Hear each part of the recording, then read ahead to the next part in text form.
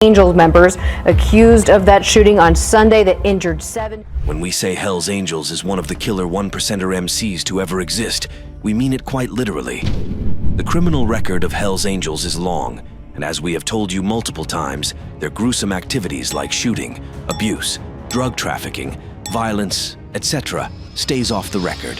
Hell's Angels Clubhouse seizing gym equipment which could help crack the case. And now, months later, police say they have arrested several people tied to the Hell's Angels. As their former president, Sonny Berger, once said, the club pretends that they are not responsible for any individual's activity. They even have some laws to protect their members if they commit crime, like never discussing their criminal activities in club meetings so that they always stay off the record. Hell's Angels' strong code of brotherhood has made almost every member commit crime just in the sake of having the back of another brother. But there exists one who was straight away a psychopath, taking pleasure in killing, dismemberment, arson, and many more. Today I am going to tell you about the most dangerous Hell's Angel that ever existed. Yves Trudeau. Yves Trudeau, also known as Apache and the Mad Bomber, was a Canadian outlaw biker, gangster, and contract killer.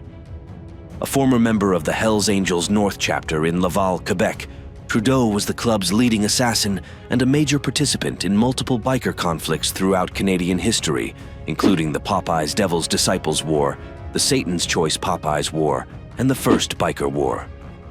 Frustrated by cocaine addiction and his suspicion that his fellow gang members wanted him dead, he became a Crown witness after the Lennoxville massacre. In exchange, he received a lenient sentence, life in prison but eligible for parole after 7 years, for the killing of 43 people from September 1973 to July 1985. Trudeau joined the Popeye Moto Club in 1968. In 1975, the Ontario-based Satan's Choice Motorcycle Club began an alliance with the American Outlaws Motorcycle Club, allowing the Outlaws to gain a way to challenge the supremacy of the Hell's Angels in Quebec through access to the Montreal chapter of Satan's Choice. This led the Hell's Angels-backed Popeyes into open conflict with the Satan's Choice Montreal chapter and their outlaw allies, resulting in a number of casualties on both sides. The Popeyes had targeted the Devil's Disciples biker gang, who were allies of Satan's Choice. The Devil's Disciples and the Montreal chapter of Satan's Choice were engaged in the manufacturing and smuggling of chemical drugs, a market that the Popeyes decided to violently enter in 1974, leading to the Biker War. Trudeau first rose to prominence as the Popeyes' ace assassin during this struggle. By January 1976, the Devil's Disciples gang had voted to disband themselves after 15 of their members had been murdered since 1974, thereby giving the Popeye Club control of the area around St. Henry Square.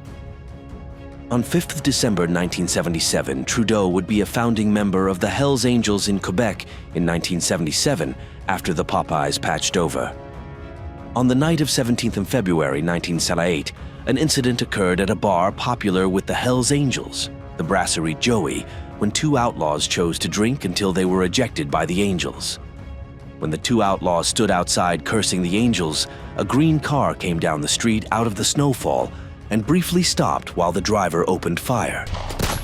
Trudeau was the driver and shooter who killed Cote and wounded the other. The incident sparked a biker war between the Hell's Angels and the Outlaws that was to last until 1984. Trudeau testified in 1985 that West End gang chieftain Frank Dunny Ryan's successor, Alan the Weasel Ross, had offered to pay him $200,000 to eliminate Ryan's killers, and he had been paid $25,000 in advance. When Trudeau tried to collect the rest of the $200,000 after killing April and Lelièvre, Ross told him he should go collect the money from the Halifax and Sorel chapters of the Hell's Angels who owned the West End gang drug debts, saying he would forgive those debts if those chapters paid the money to Trudeau instead. The president of the Hell's Angels Halifax chapter, David Wolfe Carroll, paid Trudeau $98,000. Carroll later learned that the Laval chapter was actually entitled to 1/4 of the money, and that Trudeau had used the extra money to support his cocaine addiction. As the Halifax chapter was much poorer than the Laval chapter, Trudeau's behavior was considered to be especially crass. Trudeau's stealing from the Halifax chapter led directly to the Lennoxville massacre of March 1985. Trudeau's stealing from the Halifax chapter only added to the resentment many Hells Angels already felt towards members of the North chapter. Other Hells Angels felt that the North chapter bikers were too wild and uncontrollable. They often used drugs they were supposed to sell and were suspected of cheating other chapters out of drug profits. A decision was made by Lessard to liquidate the North chapter in what would be known in biker history as the Lennoxville Massacre. Régent Lessard, the president of the Sorel chapter, met with Georges Beauboy Beaulieu, the president of the Sherbrooke chapter, and David Wolfe Carroll, the president of the Halifax chapter, to plan the liquidation of the Laval chapter. A meeting was set up at the Sherbrooke chapter's clubhouse in Lennoxville on 24 March 1985. At that gathering, 5 members of the North chapter were shot to death, wrapped in sleeping bags, and dumped in the St. Lawrence River. The others were allowed to live and were absorbed into the Montreal South chapter. Trudeau was supposed to be at that meeting, but had enrolled in a detoxification program the week before. He later said he wanted to clean himself up because he knew what happened to members who were always high. News of the North chapter slaughter soon reached Trudeau at the detox center in Oka, and Trudeau received a visit from a Montreal chapter representative, Normand Hamel. Trudeau was told that he was out of the club and would have to have his club tattoos removed. After his release from the detox center, Trudeau discovered that the Hells Angels had taken his motorcycle and $46,000 in cash that belonged to him from the North chapter clubhouse. They said they would return the bike if he killed 2 people for the gang. Trudeau succeeded in killing one of the targets. Jean-Marc Deneger was killed in May 1985 and stuffed in his car. Satisfied, the Hells Angels gave Trudeau his motorcycle back. Trudeau knew he was living on borrowed time, however. The Hells Angels had taken out a $50,000 contract on his head, and he decided to become a police informant and government witness. Trudeau admitted to killing 43 people from September 1970 to July 1985.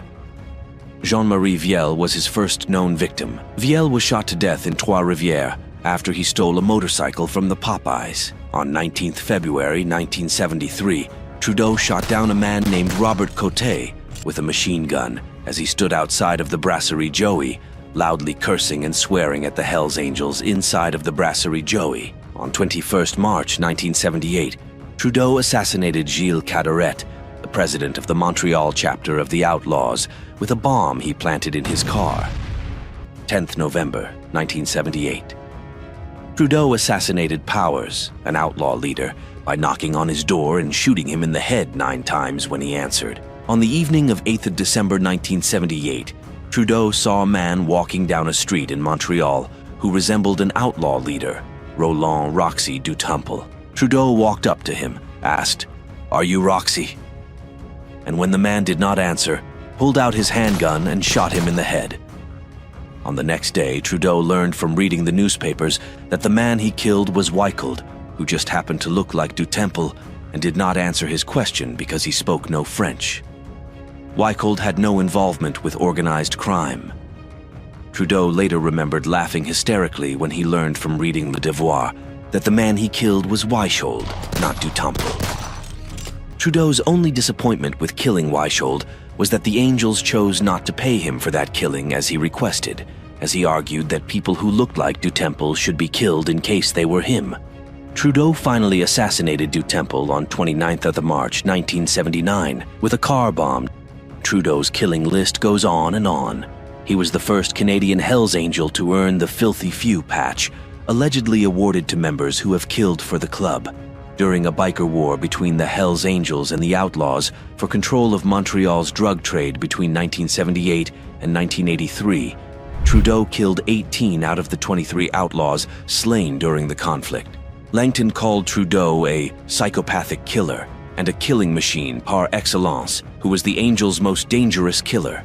Dubrow stated about Trudeau, "He had absolutely no conscience, no respect for human life at all. To assist with his killings, Trudeau started to heavily use cocaine." Dubrow commented, "Most of the hitmen I've met have been cokeheads, and they usually coke up before doing the killings. makes it a little easier. Not all of them, but alcoholism and drug use is very common among hitmen. Trudeau was granted parole in 1994 and given the new identity of Dennis Cote.